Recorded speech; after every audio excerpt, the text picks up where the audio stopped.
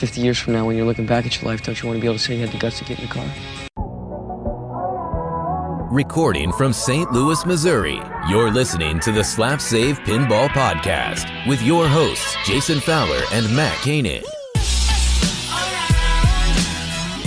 Welcome to the Slap Save Pinball Podcast. This is episode number 27, and today's date is June 9th, 2019. I am, in fact, Jason Fowler, and this is... Matt. Matt.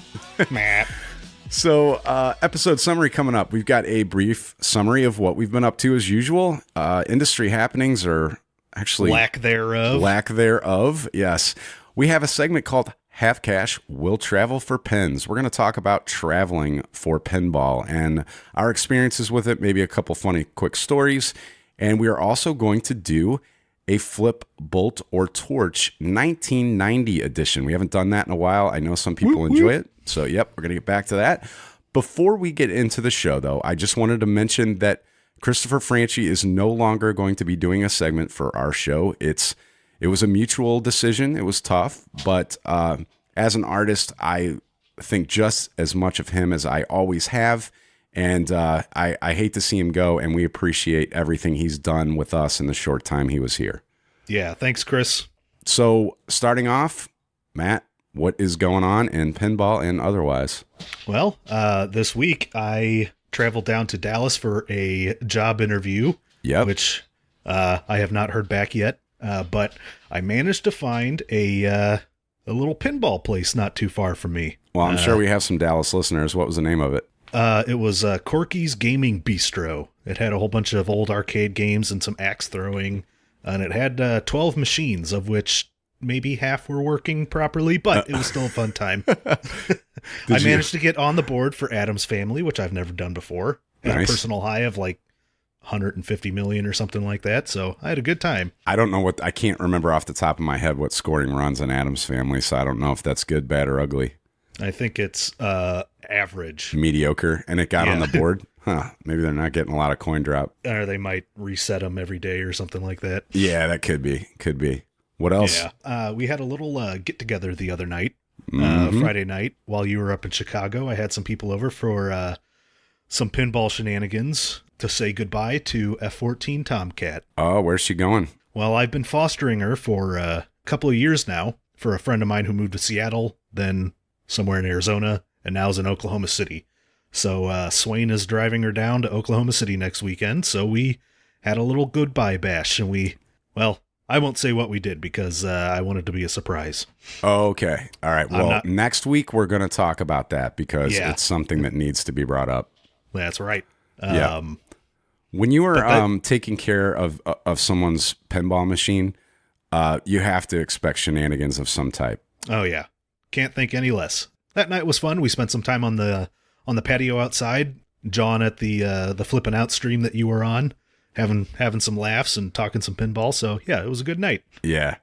What about you? What's been up with you? Well, you mentioned our trip to Chicago.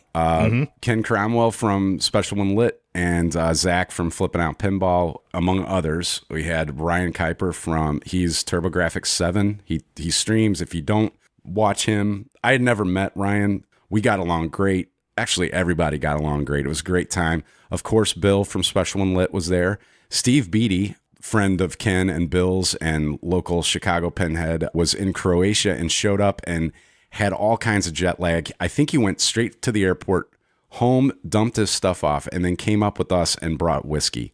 That kind of set the tone of the entire day. Yeah. I enjoy casually drinking. If I drink, I'll have one or two, and I like scotch. I like stuff that actually tastes good. I'm not drinking for the purpose of getting stupid, generally speaking. And you're already stupid enough. Right. I don't have any room. But yeah, I had I've had a mojito kick lately. I think a few of you guys have been laughing about, and I have become a teetotaler after Friday. I have no desire. I know you hear people say this all the time, and they're bluffing. I have no desire to even see alcohol. In fact, I went to dinner with my lovely wife, Cindy, last night, and we were at a local grill, and I didn't even know I was doing it, but Cindy started laughing, and she goes, "You just looked at the guy sitting next to us holding a beer with disdain like he kicked our dog." And that just goes to show you my mentality right now towards alcohol. And it's the fault of that backyard in Chicago, but it was an incredible time. I will never forget it. You did not look at on your A game when I saw you on Saturday. If that was later on in the night, it was not good. I was not in a good place. So Ken has this incredible covered pavilion in his backyard with stamped concrete. It's absolutely beautiful. So much so that I'm like trying to figure out a way to put one in my yard now. Copycat. I know. We had the pinball machine under that, and then we were streaming with, it seemed like 240 miles of wire, and it was ridiculous, but it was so much fun. We had such a good time. We had people calling in on the stream live. Yeah, I called a couple of times. Yes, you did. I may or may not have had a little bit to drink that night as well. The guys were saying that it was a good time though. But thanks to everybody up there that did that. The whole reason I went to begin with was to pick up that Deadpool Premium. I got that. I'm so thrilled with it. I love that game. I've missed the Pro since I sold it to make room for Ken's Premium.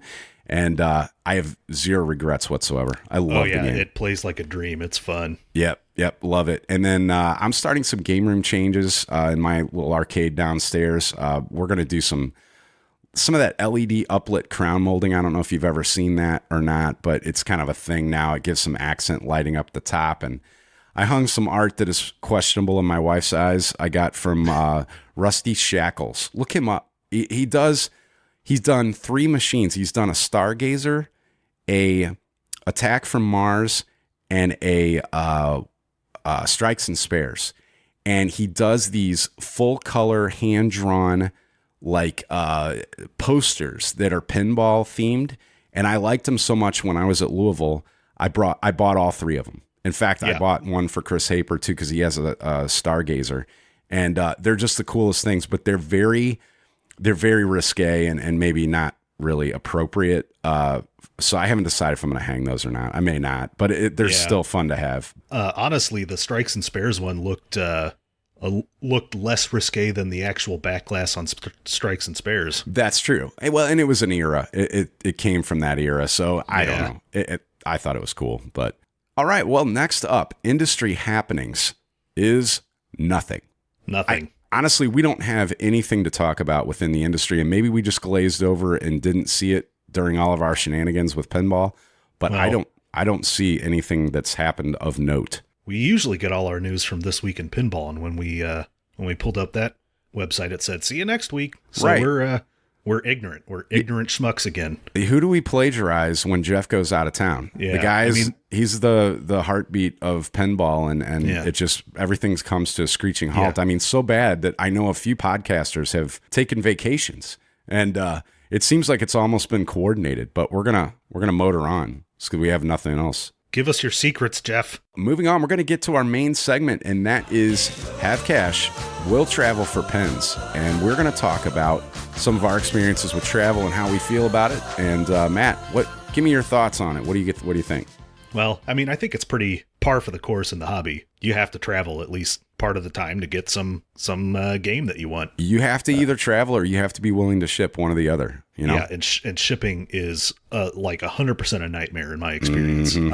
I will never ever do it again. Yep. I will never get a used game shipped to me, and I will never ship one of mine out. I will never do it again. I haven't traveled quite as far as you have in my limited collection. But I have done a little. Like I drove down to the Paducah, Kentucky area to trade my Hobbit for Medieval Madness Remake. Ended up talking with the guy. He owns an arcade in Nashville, and he just wanted to swap out his MMR for something different. And he was a really nice guy. We talked for about an hour in the parking lot. That's cool, isn't it? Because like when you go on those trips, it's like everybody is the same in pinball for the most part. Everybody's wanting to talk pinball, and the opportunity to meet someone you wouldn't otherwise in a town you wouldn't have otherwise been in is part of the fun for me, believe it or not. Oh yeah, I traveled. We did a whirlwind tour of Illinois, Central and Northern Illinois one day. It was actually Halloween a couple of years ago. Swain and I drove out to Champaign, Illinois to get my Torpedo Alley. Almost got the guy's party zone too, but he didn't want to let go of it. You guys show up and you're like trying to talk people out of pens. That's funny. Yeah. But then we had to then run up to Chicago for Swain's Silver Slugger. He wasn't able to get on a previous trip because his traveling companion wanted to stop and eat every 6 minutes. And so he ended up coming out of Michigan too late with his... Wait a minute. He wanted to eat every 6 minutes or go to the bathroom? Eat. You have to stop every 6 minutes to pee. This guy wants to stop and eat every... What are you guys thinking about food? It's like, oh, come on. We just did, right? Yeah. He's going to know that we're talking about him. I know who you're talking about. Yeah, I know his wife listens to the podcast, so yeah. Oh, well. Oh, and then there's my trip to Cleveland for my Indiana Jones where I left $5+ grand in a tent. Oh, that's secure. Yeah. Yeah. Zippers are tough to get open sometimes. Well, it also had the rain fly on the tent, so there were two zippers you had to get through. Yeah. It was basically a bank vault. You'd have to be a cat burglar to get in there. Yeah, or, push with your hand. I'm going to start following you around when you pitch a tent. I'm going to start rummaging through your stuff when you leave for your hamburgers or whatever. I pitch tents constantly. You know that. That's a different story. Yeah. All right. So what are your thoughts on travel? So, like Matt said, travel's almost a necessity. It's such a niche hobby. You've got such limited availability, and we're swimming in a small pond locally. That combined with crazy prices, and finding games that you want to make sure are in the condition you want them to be in. Like myself, I'm cursed with this need to find games that are much better than average normally in condition. And that's hard to do if you're limited in a 20-mile radius, especially in St. Louis. Now, Chicago, that might be a little bit easier to do, but then again, you've got a lot more competition. So I know a lot of those guys, they reach out to Michigan and Wisconsin and Indiana, and they're willing to travel a little bit for their games too. And, it's necessary, really. Yeah, I have the same problem as you, only for the opposite reason. I like to get games that aren't quite as nice to keep my cost lower and do it yourself. Yeah. Like I've said before, that's half the fun for me is getting kind of a beater and fixing it up. Yeah. It totally makes sense. Yeah. But then when taxi shows up on Craigslist or Pinside for $1,500 nowadays, like that'll go in an instant.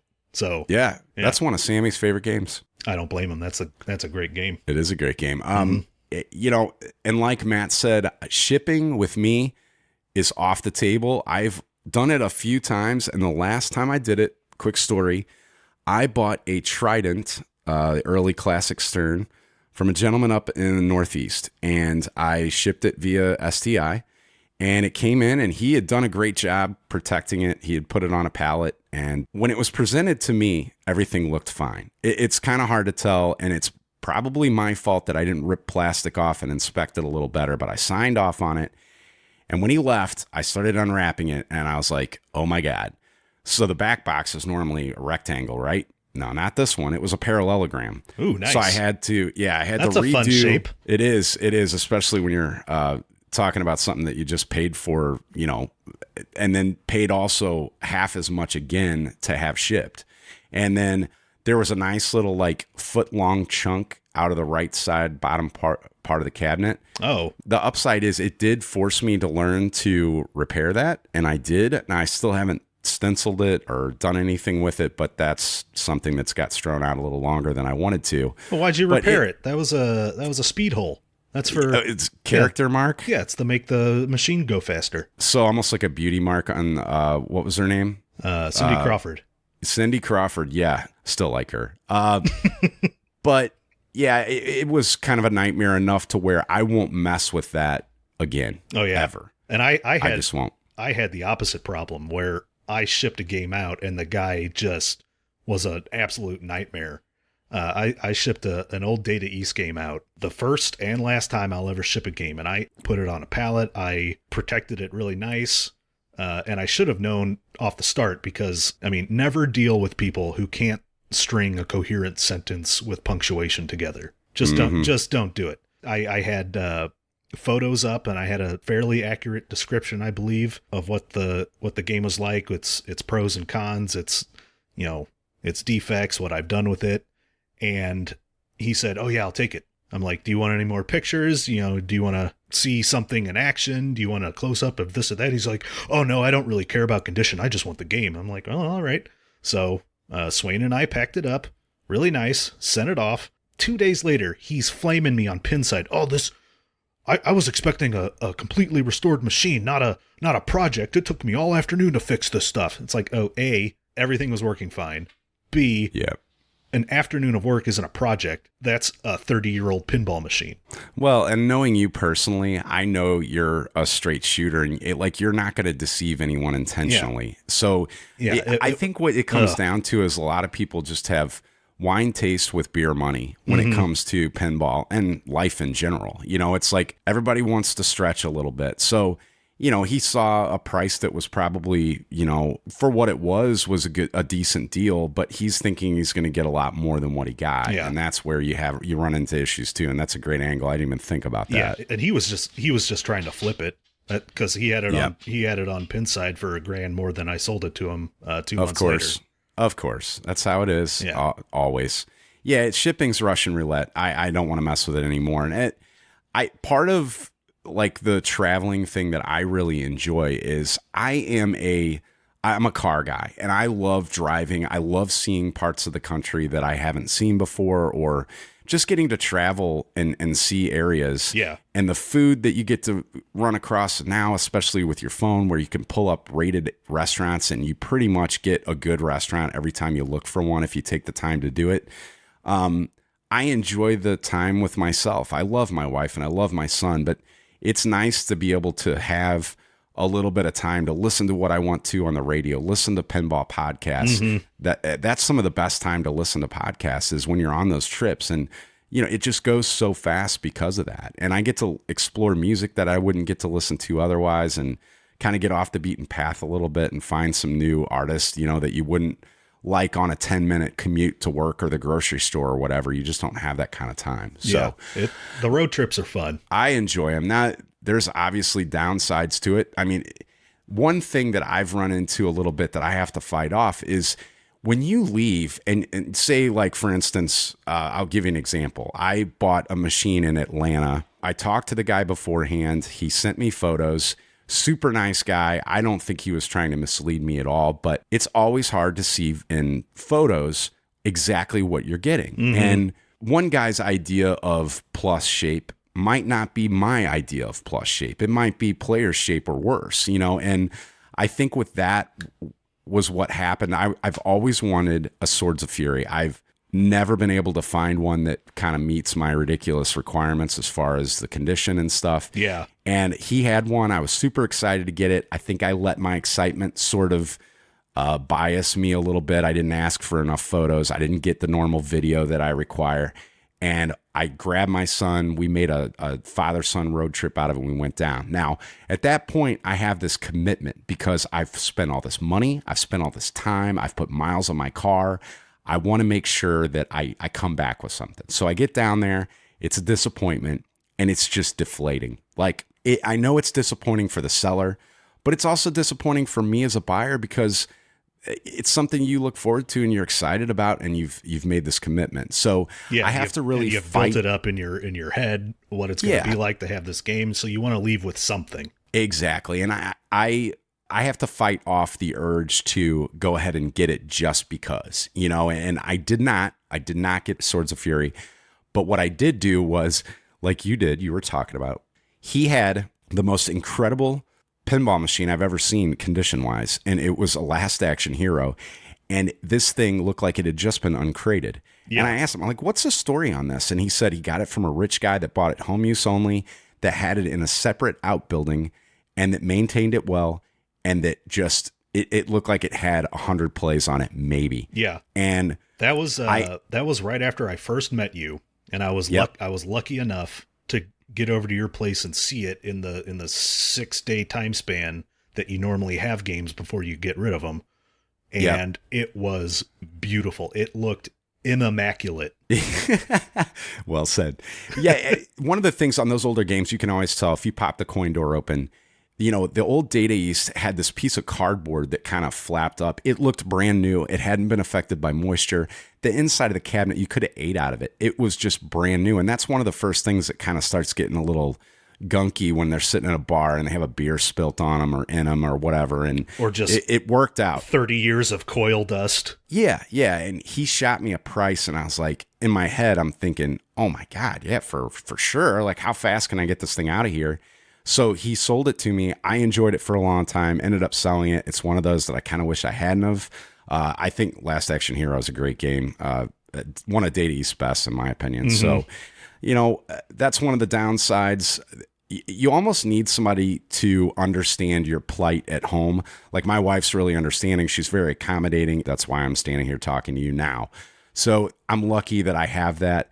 It can be a little lonely sometimes if you're sensitive to that sort of thing. I am not. I'm kind of an independent person anyway, so I enjoy the alone time. Yeah. But that's my downsides to it. Now, how far will you go? How far would you travel for a machine that you really wanted, Kanan? Well, max mileage. It would depend. Like, is it a pretty good game for an excellent price? Do I have the time, et cetera, et cetera? But the farthest I've ever gone is about 700 miles to Cleveland by way of Brighton, Michigan, when we went up for the VFW show. Okay, so you parlayed one trip into another, kind of. Yeah, I mean, but it was still like a sizable trip within the trip because it was like a 2.5 hour drive. Right. Yeah, but what about you? How far will you travel?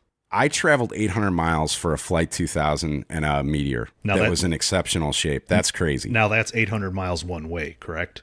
That's one way. Yeah. Yes. I put a wanted ad up on Pennside, and this gentleman contacted me and said, I actually have two of the ones you're looking for. Here's the shape they're in. And he sends me this, it looked like something you'd present to a corporation for stock purchasing. It was like a booklet that had photos in it with descriptions of the photos and paragraphs. And it was like a college thesis. And I was so impressed with the amount of time that he took to put that together. I knew the machines would be reflective of his kind of personality. I told my wife about it, and I'm like, what do you think of making this into a vacation? You guys go with me? And she's like, sure. Just awesome. We ended up going to the Smoky Mountains, Gatlinburg, stayed there a few days, and then made the drive. And that was still another, I think, 5 hours from where I was. And we got it, picked it up, and then drove all the way back. And that was further than I would typically go, but it was the right set of circumstances at the right price that it made sense for me. But I would say, generally speaking, about 8 hours is most I want to drive. And that puts me into Michigan a little bit. I've been northern Michigan. That's just almost a little too far for me. Yeah, it's worth it usually if it's a machine that you really want and it's at a good price. And, yeah, I mean that's kind of cool though. Turning it into a little mini vacation. Yeah, for sure. Yeah, for sure. We'd love to hear some of your stories of travel or your furthest travel you've done. I've heard some crazy ones out there. I know there's people that have done a hell of a lot more than 800 miles. Mm-hmm. And I know they're out there. If you guys have a good story, share it on our Facebook page. Send us an email. If we like it, we'll read it on air even. And I thought it'd be something fun to talk about. Yeah. So. Flippin' Out Pinball is the exclusive distributor for the Slap Save Pinball Podcast. Flippin' Out offers the newest and hottest machines as well as the Escalera powered stair climber. Contact Zach at 847-778-4876. Once you go Zach, you'll never go back. Kapooyah! Kapooyah! Flip it, bolt it, or torch it. Next up is Flip, Bolt, or Torch 1990 edition. I'm going to let Matt take the reins on this one. Go ahead, buddy. The Flip, Bolt, or Torch 1990 edition. Before I get to the candidates, I wanted to share a little fun fact with you about the 1990 class when I was researching. I saw this photo. It's awesome. Oh my God.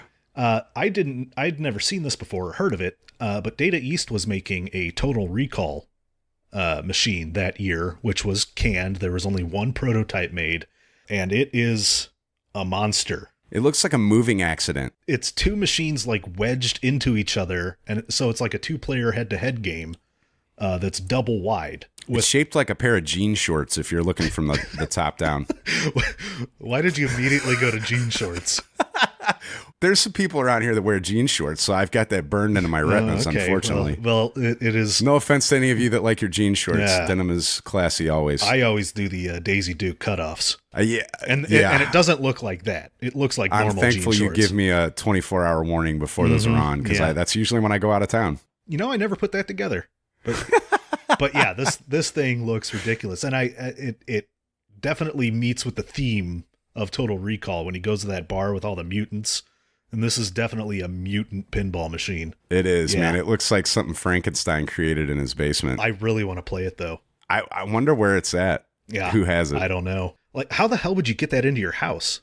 Because I don't think those things come apart. It looks like it's about 6-7 feet wide. Yeah. And just so the play fields the cabinets are angled towards one another. Those would be the legs of the jean shorts. And then the waist is the top. There is no back box, but it would have required like a custom back box, Yeah. I think, right? And hell, how much would that glass cost? I would say $2 million. Yeah. There's no way it could be Yeah. cut. It would have to have a seam right down the middle. Yeah, there's no way. Yeah.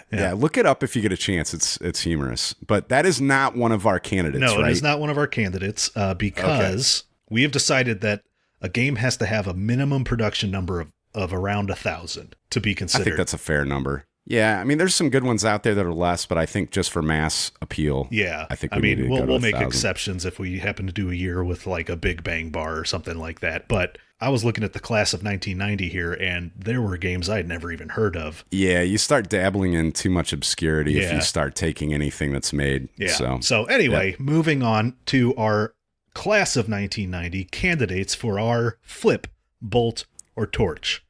All right, here we go. We've got Riverboat Gambler from Williams. We've got Funhouse from Williams. Mm-hmm. We've got Dr. Dude from Bally.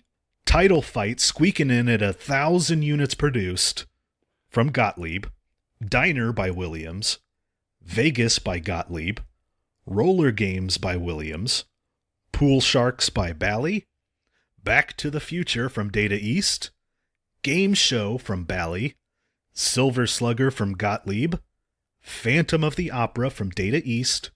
Whirlwind from Williams. And finally, The Simpsons from Data East. Now, Matt, can we pick a turd from each manufacturer, or do we have to whittle it down to one turd out of all those? I don't know. Is it flip, bolt, torch, torch, torch? Or is it flip, bolt, torch? If it was flip, bolt, torch with as many as we wanted, there'd be a lot of torching going on, because I could easily pick one from every manufacturer, including Bally, out of this one. But it's going to be tough. There are some stinkers in 1990, but you have to pick one. So, Jason, All right. What are your picks? All right. Well, I'm going to start out with flip. And again, flip is something we would just get with the intention of making profit. So generally speaking, it's going to be something that's worth a little more money. Now, I kind of try to turn it usually to a way that it's something I'd want to own in the first place. But in this case, I'm throwing that out the window because I wouldn't want to own it. I'm one of the few, and that is Funhouse. I do not like that game. I know a lot of people love it. It's some people's favorite even. Why don't you like Funhouse? Rudy creeps the hell out of me. Is it like looking into a mirror for you? I've never been a huge fan of clowns, and he is too clown-like for it to be in my comfort bubble. It's not a big bubble, but I don't like Funhouse just solely for those beady little eyes that move around. It disturbs me. They do stare into your soul, don't they? Man, it's like Pinocchio on crack or something. I don't know. It just Quit playing really with the bothers clock. me. Yeah, it's no good. So Bolt, I had a lot of trouble with because Bolt is obviously something you bolt to your floor. Now, everybody knows that I love Whirlwind. That was too easy for me. I wanted to go outside of the box. Wait, 1 second. I don't know if I even put this on there on the list. What? I didn't list when I rattled them off. I don't have your game for Bolt on the list. You idiot. Well, that's a problem. Hey, there's also Radical is in there. Yeah, I'm sorry. It's okay. I was put in charge of one segment, and this is what happens.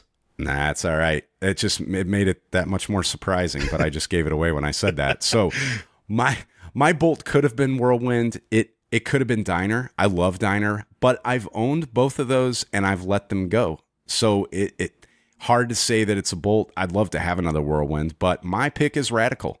And the reason being, It's hard to find.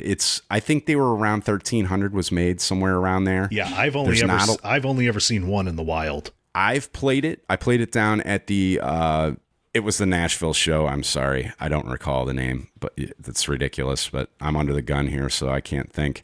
Anyway, Radical's a great game. It is a cornucopia of ramps. When you look down from the top, it's almost comical because it looks like it's all just one big snaking spaghetti mess of ramps.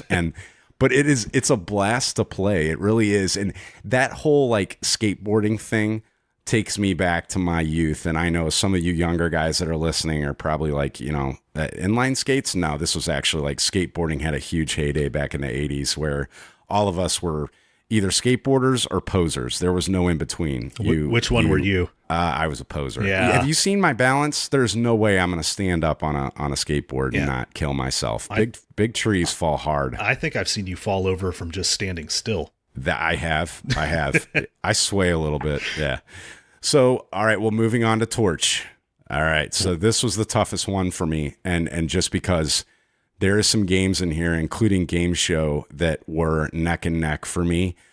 And I know this is not gonna sit well with some of you, but I cannot stand the game Roller Games. Oh my God. No, I'm sorry. I know I can feel the wind of fists coming at me as I speak. God. I don't like the theme. I thought the show was awful. I watched it when I was a kid. It is WWF acting B-list, and it's really, really hokey. And it's that other side of the 80s. It is quintessential 80s, but all the worst things about the 80s. The hair, the clothing, the tights, the hokiness. Those are all the best things about the 80s. It's a hokey decade. Well, this is a hokey pinball machine that I would fire up my blowtorch and just burn to embers. How many pinball machines are out there that are far better than their source material? A lot. Yeah. A lot. And this is not one of them. Bram Stoker's is a great example. Shadow, two of my favorite games, possibly Congo. Two of the worst. Congo. I love all those. Yeah, for sure. Roller Games crosses the threshold of decency for me. It's not everybody's. Rock and Roller Games. Man, now it's country, and I got to throw Roller Games in there too. So there's other bad games in there. Honestly, they're probably a little bit worse. Pool Sharks is pretty bad. There's a couple of the Gottliebs that I don't. They should be dropped out of an airplane at cruising altitude, in my opinion. But I don't like picking on Gottlieb too much because everybody does it. I like going after the games that are a little more people hold in high regard to pick for my torching because I want to shock and awe people. I want people to be in tears when I'm torching this thing to the ground. Oh my God. So what about you, Matt? Your turn. What's up? All right. So my choice for Flip, just because I've played it and it's fun, but I don't think it's near as fun as its price tag indicates. But I would get rid of Diner so fast. I would take that in, give it some flips, and put it right back out. I think it's... You don't like the coffee cup, man? No, man. I think it's just a rehashed Taxi, and Taxi did it better. Oh, you are out of your mind. Oh my God. No, I'm not. Out of your mind. I am not going to torch Diner. I just am going to let it go to a home that can appreciate it. That would be mine. I would take it in a heartbeat. Especially if it's at a decent price. Yeah, well, for you, since you're a friend, I'm going to need the money up front. But the game that I would bolt this down so quick, and then I would weld it probably too to the floor, is Dr. Dude. I love that just campy hokiness of Dr. Dude, the stupid little rap he does. I love the Mixmaster. I love hitting that big shot after I've gotten my magnetic personality. I love being the super dude. That game is just so much fun for me. The Dennis Nordman classic. Yeah. I never did care for Dr. Dude. Really? I'm not going to lie. No. Oh. The theme is a little too... What is that even? Sci-fi? I know... Oh, Dennis and Tony over at Eclectic Gamers had this, and it became this thing. Like, is it sci-fi? What do you call that? Well, I mean, he's using science in a fictional way, so I would say that's science fiction. Whenever I go over to Swain's house, he's got 20-something machines in his basement. I always go straight for Dr. Dude. I love that game. Yeah, I get it. I get it. And this one breaks my heart, though. I would torch The Simpsons in a heartbeat. That shocks me because if you know Matt, The Simpsons he holds very near and dear to his heart. Yeah. So Every other sentence that comes out of my mouth normally is a Simpsons quote. And I'm going to be buried inside my Simpsons pinball party machine. But just the audacity of Data East to make such an awful game with the Simpsons theme, it makes me just want to put it out of its misery. I love it so much that it needs to die.